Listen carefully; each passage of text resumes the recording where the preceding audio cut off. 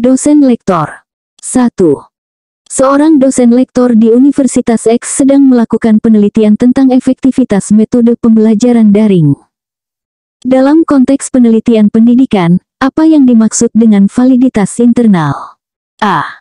Kemampuan hasil penelitian untuk digeneralisasikan ke populasi yang lebih luas. B. Tingkat akurasi instrumen penelitian dalam mengukur variabel yang diteliti. C. Sejauh mana perubahan variabel terikat benar-benar disebabkan oleh variabel bebas. D. Konsistensi hasil pengukuran jika dilakukan berulang kali. E.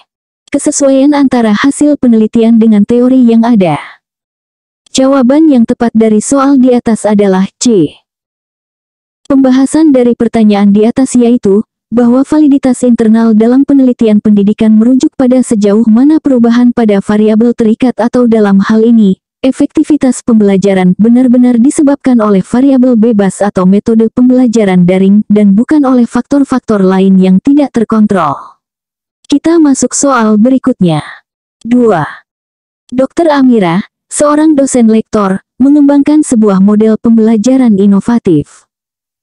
Dalam proses diseminasi hasil penelitiannya, ia mempertimbangkan untuk mempublikasikan artikel di jurnal internasional bereputasi. Menurut Peraturan Menteri Pendidikan dan Kebudayaan Republik Indonesia Nomor 3 Tahun 2020, apa kriteria jurnal internasional bereputasi? A. Terindeks di database internasional bereputasi tinggi dan berfaktor dampak. B. Diterbitkan oleh Asosiasi Profesi Internasional Bereputasi. C. Memiliki versi daring dan terbit secara teratur. D. Menggunakan bahasa resmi PBB. E. Memiliki dewan redaksi yang berasal dari minimal 4 negara. Jawaban yang tepat dari soal di atas adalah A. Pembahasan dari pertanyaan di atas yaitu, bahwa menurut Permendikbud Nomor 3 Tahun 2020, Jurnal internasional bereputasi adalah jurnal yang terindeks oleh database internasional bereputasi tinggi atau seperti Web of Science atau Scopus dan memiliki faktor dampak atau impact factor dari isi Web of Science atau kelompok Simago Journal Rank atau SJR. Kita masuk soal berikutnya. 3. Profesor Budi, seorang dosen lektor kepala, mengajukan kenaikan jabatan menjadi guru besar. Salah satu syarat kenaikan jabatan tersebut adalah memiliki karya ilmiah yang dipublikasikan di jurnal internasional bereputasi sebagai penulis utama. Berapa jumlah minimum karya ilmiah yang dipersyaratkan untuk kenaikan jabatan tersebut? A. 1 karya ilmiah. B. 2 karya ilmiah. C. 3 karya ilmiah. D. 4 karya ilmiah. E. 5 karya ilmiah. Jawaban yang tepat dari soal di atas adalah B.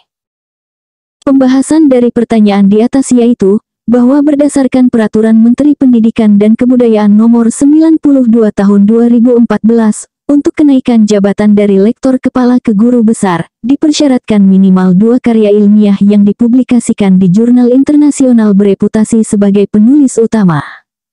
Kita masuk soal berikutnya. 4.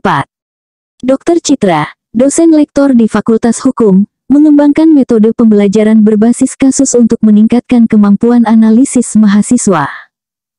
Dalam evaluasi pembelajaran, ia ingin mengukur kemampuan mahasiswa dalam mengaplikasikan teori hukum pada situasi nyata. Jenis penilaian manakah yang paling tepat untuk tujuan tersebut? A. Tes pilihan ganda. B. Ujian esai. C. Presentasi kelompok. D. Simulasi pengadilan semu. E. Tes lisan. Jawaban yang tepat dari soal di atas adalah D. Pembahasan dari pertanyaan di atas yaitu, bahwa simulasi pengadilan semu atau moot court merupakan metode penilaian yang paling tepat untuk mengukur kemampuan mahasiswa dalam mengaplikasikan teori hukum pada situasi nyata. Metode ini memungkinkan mahasiswa untuk mendemonstrasikan pemahaman mereka tentang hukum, kemampuan analisis, dan keterampilan praktis dalam konteks yang mirip dengan praktik hukum sebenarnya. Kita masuk soal berikutnya. 5. Dosen lektor Dr. Dian sedang melakukan penelitian tindakan kelas untuk meningkatkan keterampilan berpikir kritis mahasiswa. Dalam siklus ketiganya, ia ia menemukan bahwa intervensi yang dilakukan tidak menghasilkan peningkatan yang signifikan. Apa langkah paling tepat yang harus diambil Dr. Dian selanjutnya? A. Menghentikan penelitian dan menyimpulkan bahwa metode tidak efektif. B. Melanjutkan ke siklus berikutnya tanpa perubahan. C. Melakukan refleksi, merevisi rencana tindakan, dan melanjutkan ke siklus berikutnya. D. Mengubah topik penelitian. E. Mengulangi siklus ketiga dengan sampel yang berbeda. Jawaban yang tepat dari soal di atas adalah C. Pembahasan dari pertanyaan di atas yaitu, bahwa dalam penelitian tindakan kelas, jika suatu siklus tidak menghasilkan peningkatan yang signifikan, langkah yang tepat adalah melakukan refleksi atas hasil yang diperoleh, merevisi rencana tindakan berdasarkan temuan, dan melanjutkan ke siklus berikutnya. Ini sesuai dengan sifat siklis dan reflektif dari penelitian tindakan kelas. Kita masuk soal berikutnya. 6. Profesor Eka, seorang dosen lektor, ditugaskan untuk mengembangkan kurikulum baru di fakultasnya. Dalam proses pengembangan, ia mempertimbangkan untuk mengadopsi pendekatan kurikulum berbasis KKNI atau Kerangka Kualifikasi Nasional Indonesia. Apa yang menjadi ciri utama dari kurikulum berbasis KKNI? A. Fokus pada penguasaan teori akademik. B. Penekanan pada pembelajaran berbasis proyek. C. Integrasi antara pengetahuan, keterampilan, dan sikap sesuai level kualifikasi. D. Prioritas pada pengembangan soft skills. E. Kurikulum yang sepenuhnya ditentukan oleh industri. Jawaban yang tepat dari soal di atas adalah C. Pembahasan dari pertanyaan di atas yaitu, bahwa ciri utama kurikulum berbasis KKNI adalah integrasi antara pengetahuan, keterampilan, dan sikap sesuai dengan level kualifikasi yang ditetapkan dalam KKNI. Pendekatan ini bertujuan untuk memastikan bahwa lulusan memiliki kompetensi yang sesuai dengan kebutuhan dunia kerja dan standar nasional. Kita masuk soal berikutnya. 7. Dr. Fajar, dosen lektor bidang teknologi informasi, mengembangkan sebuah aplikasi pembelajaran berbasis kecerdasan buatan. Ia berencana untuk mematenkan inovasi ini. Berdasarkan Undang-Undang Nomor 13 Tahun 2016 tentang Paten, berapa lama jangka waktu perlindungan paten untuk invensi di bidang teknologi informasi? A. 10 tahun. B. 15 tahun. C. 20 tahun. D. 25 tahun. E. 30 tahun. Jawaban yang tepat dari soal di atas adalah C. Pembahasan dari pertanyaan di atas yaitu, bahwa menurut Undang-Undang Nomor 13 Tahun 2016 tentang Paten, jangka waktu perlindungan untuk paten biasa, termasuk di bidang teknologi informasi, adalah 20 tahun terhitung sejak tanggal penerimaan permohonan paten. Paten sederhana memiliki jangka waktu perlindungan yang berbeda, yaitu 10 tahun. Kita masuk soal berikutnya. 8. Profesor Gita, dosen lektor senior, ditugaskan untuk mengevaluasi program studi di fakultasnya menggunakan metode SWOT. Dalam analisisnya, ia mengidentifikasi bahwa program studi memiliki staf pengajar yang sangat berkualitas namun kurang dalam hal fasilitas laboratorium.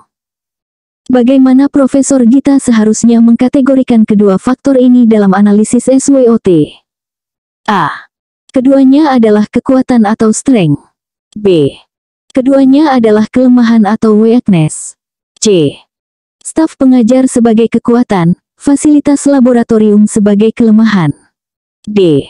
Staf pengajar sebagai peluang, fasilitas laboratorium sebagai ancaman. E. Staf pengajar sebagai kekuatan, fasilitas laboratorium sebagai ancaman. Jawaban yang tepat dari soal di atas adalah C.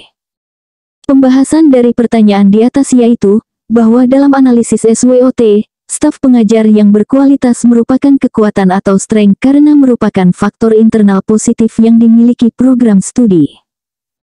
Sementara itu, kurangnya fasilitas laboratorium adalah kelemahan atau weakness karena merupakan faktor internal negatif yang perlu diperbaiki. Kita masuk soal berikutnya. 9.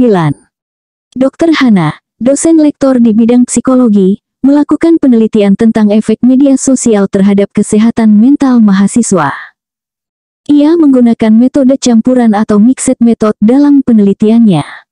Apa keuntungan utama dari penggunaan metode campuran dalam penelitian ini?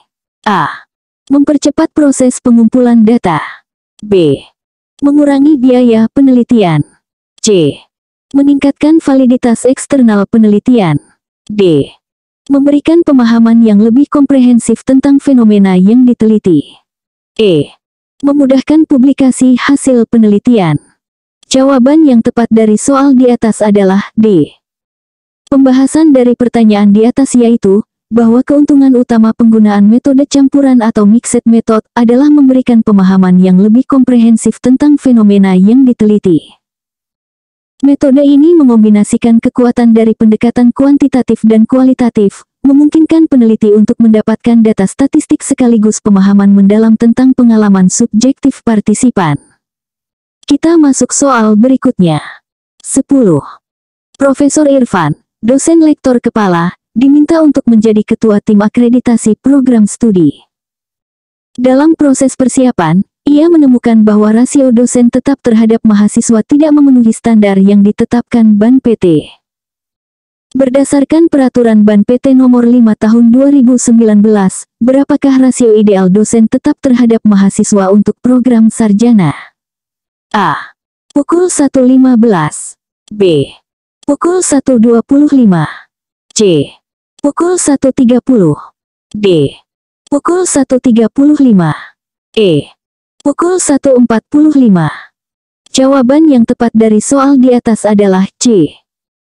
Pembahasan dari pertanyaan di atas yaitu, bahwa berdasarkan peraturan BAN PT nomor 5 tahun 2019, rasio ideal dosen tetap terhadap mahasiswa untuk program sarjana adalah 1:30. Rasio ini dianggap optimal untuk menjamin kualitas proses pembelajaran dan pembimbingan mahasiswa. Kita masuk soal berikutnya.